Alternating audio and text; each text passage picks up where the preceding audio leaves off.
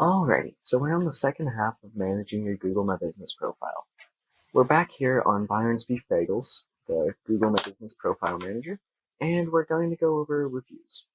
So with reviews, you have this general area where all your reviews pop up. You have 3 different tabs. You have all, replied to, and haven't replied.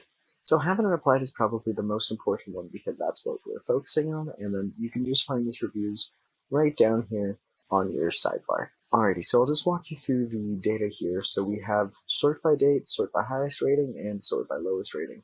So if you want to see your 1-star reviews, they would pop up quickest here, but since we only have 1 5-star, that's what's popping up. So might as well just press reply, and then you'll see that it pops up as you're the owner who is replying to this. So I just said this very basic thing to start. If it was a 5-star review and they didn't say anything, you could just tell them, thank you very much for the 5-star review. Would you mind giving us a couple details on your trip here today? Or something of the sort. And then if it's 4 stars, just simply ask, hey, thank you so much for the review. Why was your experience today not 5 stars? And then, of course, for every single review, I recommend reply to as many as you possibly can. The 1 stars, the 3s, the 5s. Always thank them for reviewing your business. Ask them what you can do more, what you can do less of.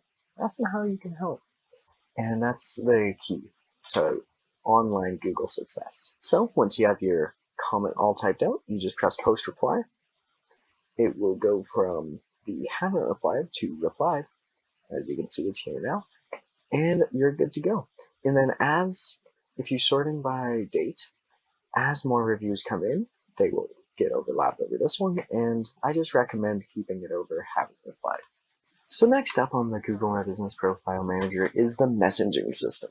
So this is quite the interesting messaging system, and it's quite intuitive too. When you first open it up, you'll get a prompt to accept messaging, and then this will be the screen that it brings you right to. So here is Google Business. This is their official little speech that they give you, and it's just an important thing to read through right quick, and then you'll be good to go. So I can just type in any message here, and it's just like iMessage or any messaging system of the sort. Just type in just like that, then you send it off, and you can even attach images. Alright. And you see just like that you receive messages just like everything else. You can see when the message appeared, who it's from, and all this. So whenever you get a new message, you'll usually get you can turn on web notifications right here, and then you'll get a notification straight to your browser. And also, if you have Google Maps downloaded and your Google account is hooked up to Google Maps, you will get notifications for the messaging system through that. But it's always a good idea just to come back here and check to see if you got any new messages, because you never know. And as it does say up here, it is usually best to reply to these in 24 hours, so if you don't know if you have the time for that, maybe it's best to keep it off, but messaging can be an absolutely powerful thing, and it's a lot better than a phone call for some people. Next on the list is photos. So the photo section of Google My Business is very important. It's one of the first things that people look at when they come to your business. Usually they'll try to look for a photo of the exterior, the interior, then they'll scroll down a bit more, go for photos of your products, of your menu, and if you have it, they'll look for a video. It's a fairly simple process to get photos up and running on your Google My Business profile. All you have to do is just either press this big plus to put them in naturally, or you can click one of these and they will automatically get a tag mark and they'll be put up on your website, on your Google My Business listing. I'll show you both ways. So first, logo. Let's just press choose photo, select a photo, and you just have to select a photo from your drive, and you can drag and drop it in here as well, but this just works the best. Then it'll upload, and you'll have the opportunity, especially with logos, to crop the image down. So with logos, it's best to have something that's semi-circular, as the logos always fit into a circle. Don't press that X in the top right, press set logo in the bottom left here, once you have it all cropped and good, and you now have a logo up on your site. Next up, a cover photo. This is an equally important portion of photos, as it's the first image that will pop up whenever they Google your business. This is usually best to be a photo of the exterior, so they know what to look for. Alright, and then as soon as you have that cover photo up, it will automatically submit and go as your cover photo. So I just picked a photo of the front of our office here, as that is where Byron's Beef Bagel is fictitiously located. So it just works very well. And then I'm just going to add a couple more photos and I'll walk you through how the tags work. Alrighty, so as soon as you upload the image through this plus, they'll go right up onto the site, and you can delete these at any time just by pressing on one. It'll open this up, and then you just press the trash can icon in the top right. Another important portion of the photo section, as I mentioned before, is tags. So you press the information button in the top right corner, and you can see here you can add one of these tags. You can only add one. If you try to add two, they'll swap between. So you just pick food and drink, whichever. And you can have photos of the interior, exterior products, food and drink, menu, and team. So products, if you're a restaurant, might be clothing that you sell or any merch. But if it's food, usually just put it under food and drink. Then you can see down here, this menu photo that I added should be listed under menu. And you are good to go. So it's usually a good idea to put tags on all of your images. Whenever someone Googles you, they can see this list right here on the top of the scroll. So they could click through here to see your menu. And then they could go to By Owner to see the photos that are officially from you. And of course, then they can tap on food and drink, and you will see once they all get submitted, that's where food and drink will line up. There would be another tab for interior and exterior, and that's all you really need to know. Another good part of Google My Business photos is you can also submit a video.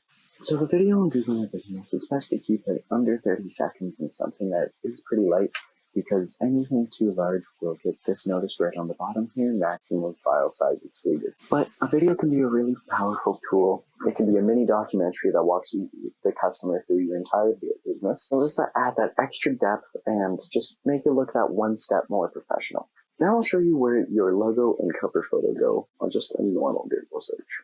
So as you can see here, I just typed it into the hotbar, and there's a photo of our wonderful office in blue skies, and then that is where our logo goes of the world's tallest beef bagel. Then once you check to make sure that those are all good, your photo section on Google My Business is raring to go. And of course, if you ever run into any problems or have any questions on submitting photos to Google My Business, please don't hesitate to call the Board of Trade.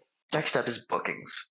So if you have a third-party booking resource, you can link that here and a button will automatically appear for your Google My Business listing. The next thing that we come to is users. So here we have me as the primary owner, and we can add users. So let's say we wanted to add Byron. We could choose a role for him, so owner or manager, and we could even eventually, once he joins up, make him the primary owner. Then we just press invite and we're good to go. So users, it's quite easy to use, and you can easily delete users using just clicking on them and then pressing the delete button, which will be somewhere down. Then once we're done users, the next tab, right between home and info, is a very important one. It's called posts. So posts are an integral part of your Google My Business listing because you can showcase new products, new delicacies, you can showcase new paint on the walls, you can even do events and deals. If you're hosting a 25% off deal for the holiday season, or if you're hosting an in-business event that will bring customers to the store, you can post that here and they'll see it right on your Google listing. They won't have to go to Facebook or anything like that. So here's all the options. There's COVID-19 update. You can update your status, let your customers know if they need to wear a mask or if you're now under the rep program. Offer. This is what I was saying with 20% off, add photo, offer title, start date, end date. What's new? This is where you could do a photo that you have new paint on the wall and event. So let's say that our business was having an event. We would simply put in event title. So we would add a time and more details. So I highly recommend adding some more details. Just a brief description will do here. Nothing too major to leave them wanting more, so that you could add a button here and link them to a website or a Facebook post that gives them more description. But something simple, something quick that they can read, and I highly recommend using a photo on all of your posts. Here's how you can input a button onto your website. So it's quite a simple process. All you have to do is you just go down here to add a button. You just press none. You'll see all the different options. So book, order online, all of these, and these will vary depending on your post. So if you were to do a what's new post, it would say probably just stuff like learn more, maybe buy if it's about an object, and if it's about COVID, probably a go to website button. But for now, we'll just select learn more. It'll bring us down to link for your button. We'll just take this one that I gathered from our Google Maps, and I'm just taking the one from our Google Maps so people know where to find us. Put that in there. So I just Control-C'd this link, copied it, and I just pasted it onto this link for your button. And it's as simple as that. So running through this runs through basically every other post type, and they're all pretty simple to use. And if you run into any problems or concerns, feel free to call the Board of Trade. Just publish, and you are good.